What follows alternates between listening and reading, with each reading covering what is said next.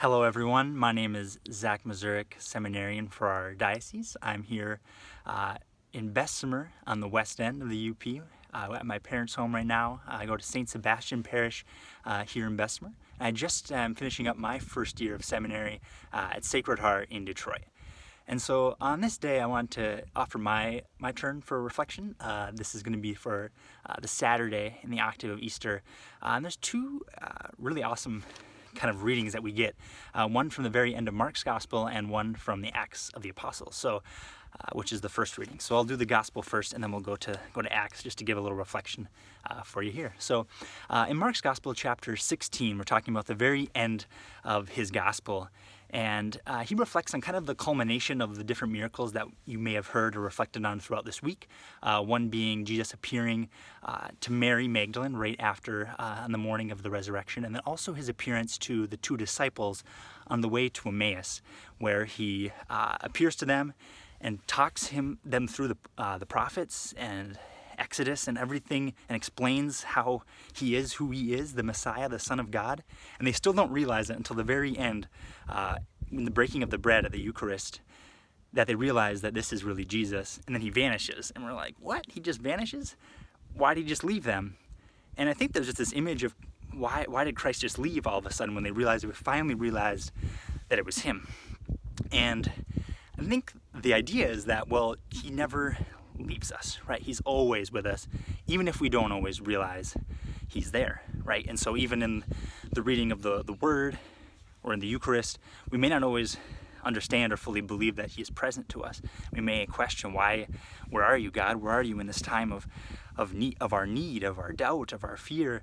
Where are you? And it can seem like he vanishes, right? But he's not. He's not gone. And he's really fully with us, and he's present to us in the Eucharist, but he's also present to us in the Word, and he's present to us through each other.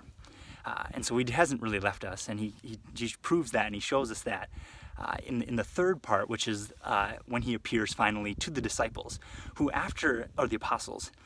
And after both those occurrences, they didn't really believe that was Jesus until they saw him for themselves. And so 2 times they kind of denied Mary, and they denied the other 2 disciples. They didn't really believe until finally Jesus appears to them. And he rebukes them. He says, why didn't you believe, your hardness of heart? But then the verse right away after that, he then encourages them and says, I want you to bring the gospel to all nations. And so that's a message just of hope for us, that even when we disbelieve, even when we doubt, and we don't think that Christ is with us, that he still calls us, even though we feel unqualified, to go out and preach the gospel to all nations. And this is exemplified then in the first reading from Acts, where Peter and John have just done this miracle of healing the crippled man. And the Pharisees and the scribes are looking at him, and they're like, who are these guys? They're just ordinary, uneducated men. They're just kind of judging them, and thinking that, who are these guys? What do they think they're doing?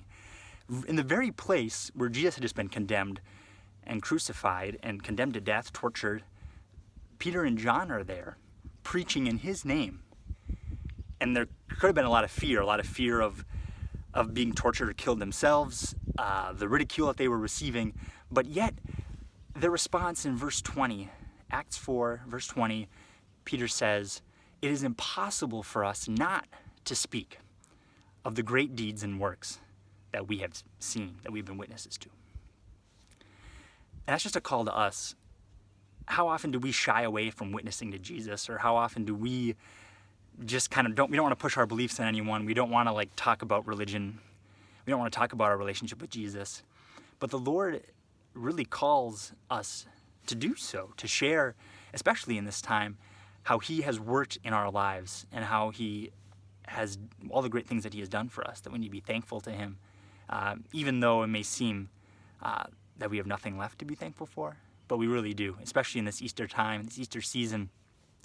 We have so much to be thankful for and joyful for, and primarily our eternal salvation that Jesus Christ has already won for us.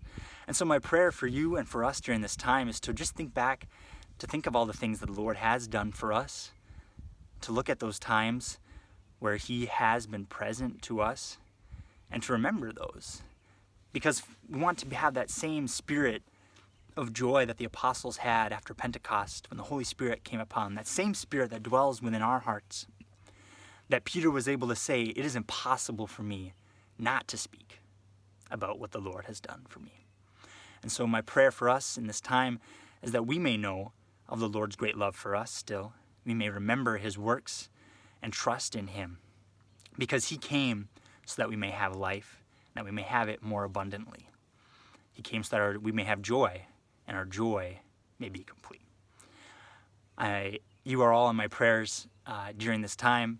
I've been so appreciative of the prayers and support that I have received, especially through this last year of seminary.